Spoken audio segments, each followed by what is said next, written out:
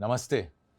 We're going to be talking about the distressed democracy today, and distressed not in any third world country of Africa or Asia, but of United States of America itself. Uh, the latest election has thrown in a new president with a new kind of an outlook to what he sees as an America First policy, which seems to be colliding very intensely with the past. And the fissures of democracy that Americans have just voted for are out in the open. To discuss this further, I have with me Jane Holl Lute, who is the President and Chief Executive Officer of SICPA, and Max Abrahams, who is Associate Professor of Political Science at the Northeastern University. I'll begin with you, Jane. What is the underlying, what's happening to American politics in this new, how do we read the return of Donald Trump? Well, I think you can at some level read it as, democracy worked in the United States the way it was designed to do. He was elected with the majority of the vote, but not over 50% of the vote. So 50% of the United States voted, of the voting public, voted for this president, and roughly 50% did not. So what you're seeing is, as we all have seen for a while, a politically divided country. But I would say two things. Number one, whether someone is a Republican or a Democrat is the least interesting thing about them, because these terms have really come to have far less meaning than they did in the past. And secondly, in an environment of 50-50, where it's roughly evenly matched, this is an environment that permits anything and compels nothing.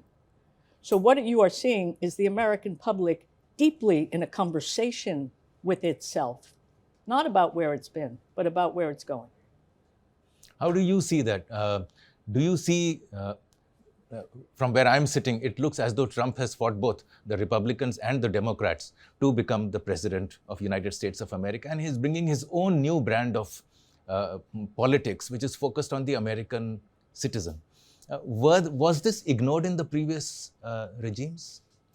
Well, you're right. There's been a huge transformation within the GOP, and some of Trump's biggest political adversaries have actually been Republicans, the so-called never Trumpers, right? And so Trump is really his own brand, which focuses on the idea of America first. It is attractive to some longtime members on the right, but also kind of brings to the GOP longstanding themes that were associated with the Democratic Party, right? Like helping the middleman, if you will, in terms of economic policies. One thing I've been struck by, which wasn't clear, 2 months ago, is how weak the resistance to Trump has become. So his first term as president was absolutely consumed by political opponents on the right, on the left. He seems to have nullified or at least obstructed a lot of this opposition. And so if you look at polling, survey opinion on the Democratic Party, their levels of popularity are the lowest that I can ever remember seeing. We saw this in the State of the Union-like address that happened within the past month. Could that be because of issues, or is it because of a weak leadership in Biden? I think it is the latter. There doesn't seem to be an obvious, salient, highly capable Democrat alternative. I think that they're still looking. Some of the most, the people who have like the X factor in the Democratic Party, they're often seen as not really mainstream candidates, like AOC, for example, out of New York. It's not clear that she could win on a national level. So there is no obvious alternative to Trump. It's frankly one of the reasons why he won in the first place, was because the combination of both Kamala Harris and Joe Biden was so weak. I'll come to you, Jane. So what are these undercurrents? What was this frustration that has suddenly brought out that has created Trump. Finally, democracy brings out the leaders that it seeks, and the leaders capitalize on the aspirations of the people who they go to get votes from. So what is this underlying, where is the frustration of the American voter that has created this new change in US politics, and which is changing every day, by the way? I don't know that it's changing every day, but you put your finger on it. There is an anxiety-based anger, but not just in the United States. You could see this 15 years ago. I've served in both Republican and Democratic administrations. I'm affiliated with neither party. But you could see when I was last in government a while ago that publics around the world were angry. And they were angry in an anxiety-driven way. This was not purpose-driven anger. When you have purpose-driven anger, people kill each other. But this is anxiety-based anger. The people felt like we can't trust business, we can't trust the banks, we can't trust the market, we can't trust the media, we don't trust our governments. So it's actually a little interesting for Americans to hear that, oh, we can't trust the United States anymore. Well, wake up. Many of you aren't trusted by your own people anymore. This is a widespread global phenomenon. And in the United States, it has played itself out through the political process. And, is there effective resistance to Trump? There is certainly growing resistance, and there are plenty of issues to choose from, because he's heading in direction on a number of fronts that people who supported him wanted, some of which people who supported him did not exactly want, and the people who opposed him didn't at all want. But that's not itself not exactly true. I don't know anyone in the United States who think that the federal government is as lean and fit and efficient as it possibly could be. And so there are a lot of people who believe it's time for reform. There's a lot of people who believe that there are things the federal government is doing or has been doing that it shouldn't be doing at all. One of the questions that animated this panel was, isn't capitalism the foundation of democracy? Not in the United States, it's not. That's one of the ways in which we express our individual freedom. Individual freedom is the foundation of the American version of liberal democracy. And you're seeing some of that play out with all of the effects, both anticipated and not. What about you, Max? Do you think capitalism is it clashing with democracy, or is freedom the underlying expression? That's a tough one to answer. Let me rephrase it.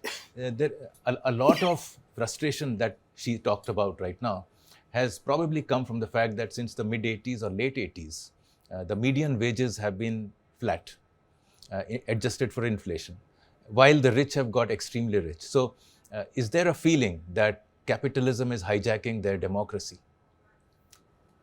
I do think that there is resentment which has fueled Trump's rise. The MAGA movement is in part a critique of an unfair, capitalistic system. And we see that play out in terms of trade, for example, this idea of America first. It seems like although Trump's views on tariffs are controversial around the world, among his support base within MAGA, there is quite a bit of support for that because there's a sense that they've been ignored.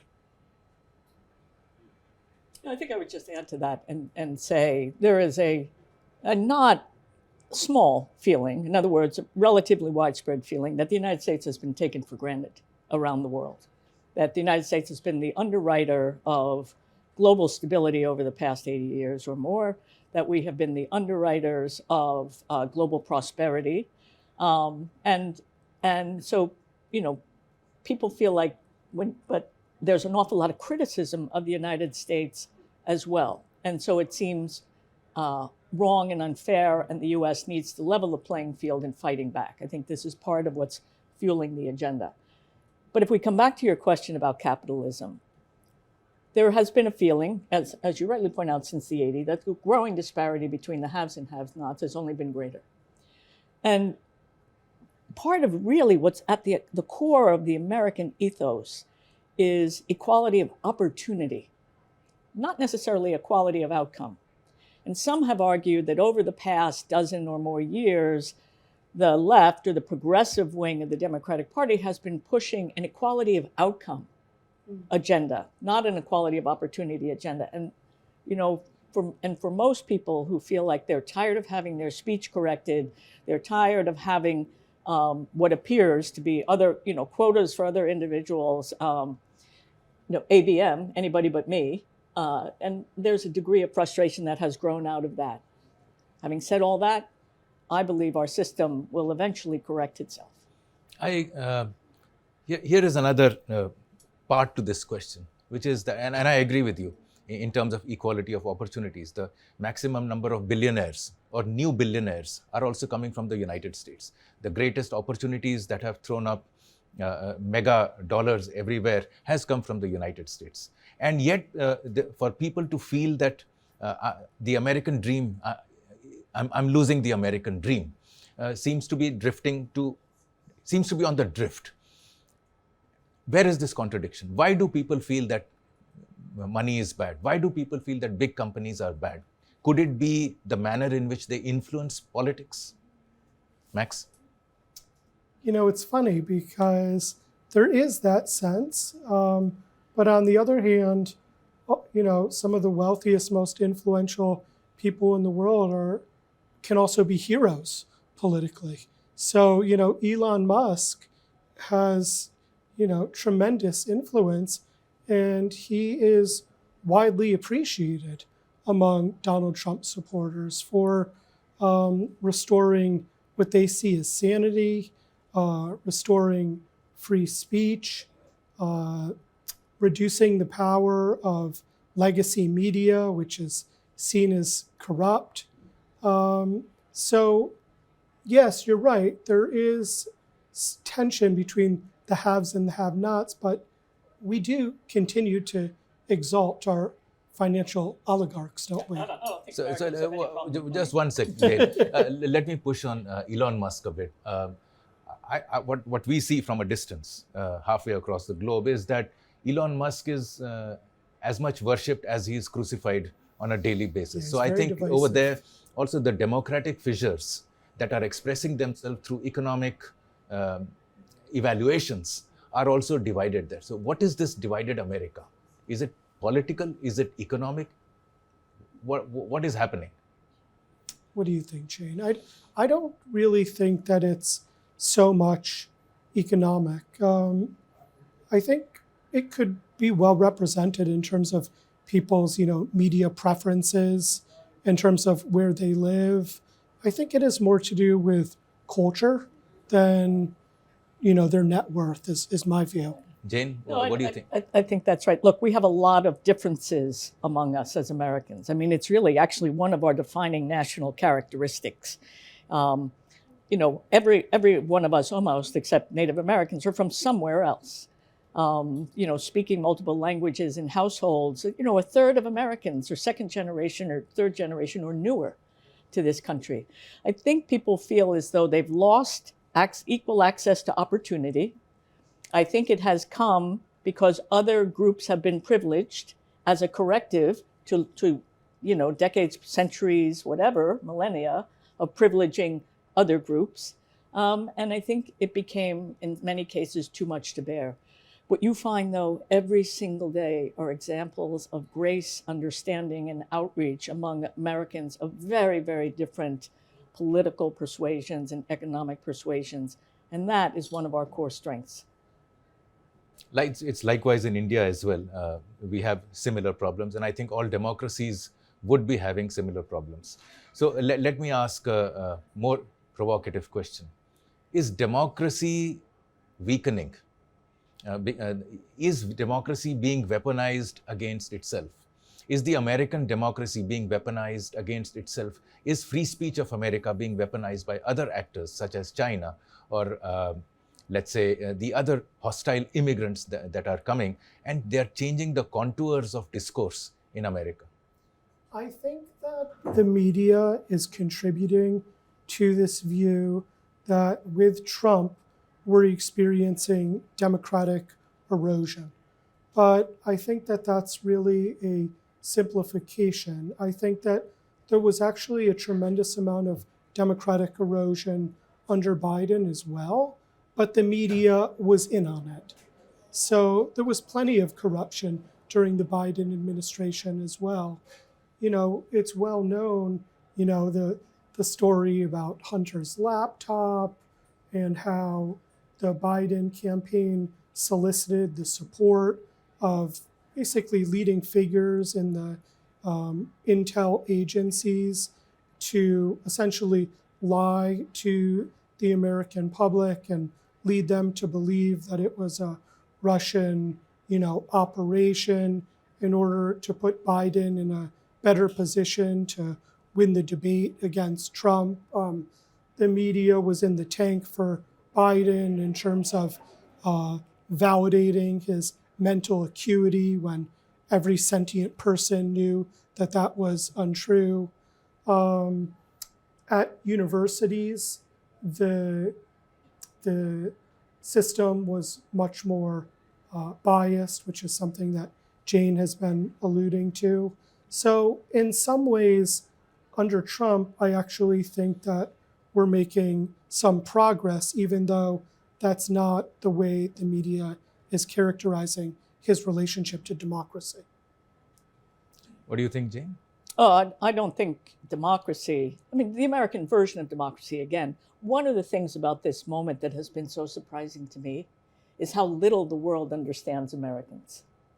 And you all think you understand us really very well, and you don't, it turns out, which is what for me has been surprising as someone who has spent my whole career in international work and who's, half of my children live abroad. And so, and they all speak another language. So what are we unable to see that you would, what would you like to correct? The American democracy is a special democracy in that it is the rule of the majority with absolute mindfulness of the rights of the minority. And so, for example, in the United States, no religion is as equally protected as any religion under our Constitution. Now, we're undergoing a major re-examination and self-examination of a number of values and principles. But I think fundamentally, the average American is deeply committed to liberal values of individual freedom, individual expression. There is no more fundamental right than a say in how you're governed. And that's what we did. So, have we been introspective before? We have. Have we been self-regarding and America firsting before? We have. And our pendulum swings, and I think it will swing again. This is not the last moment of the United States of America. Last question. So how does this new America, which is driven by a new kind of surge in a new democracy, which has thrown up a new leader, look like over the next 4 years?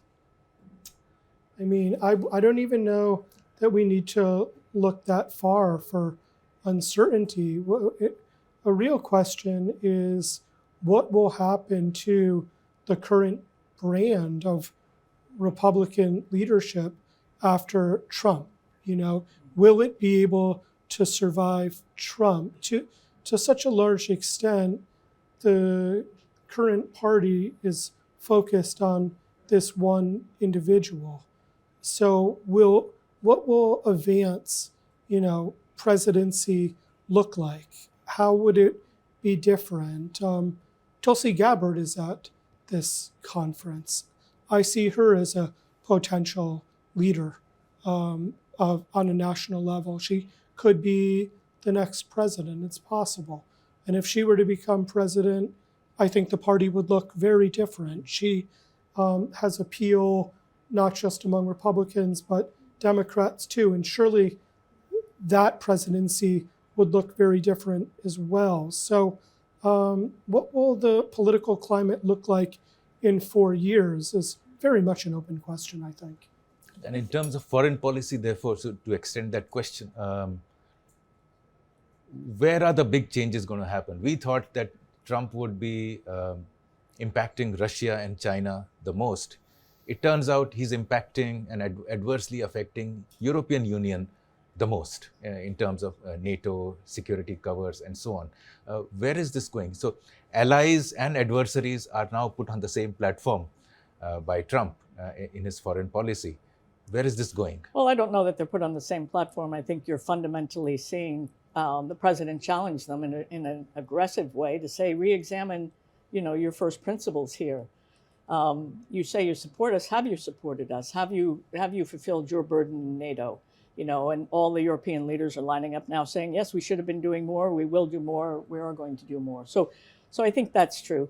This is a moment where you're really seeing, I think, a reflection of two, sort of approaches to the U.S. role in the world. One is, Democrats seem to be fundamentally uncomfortable with power.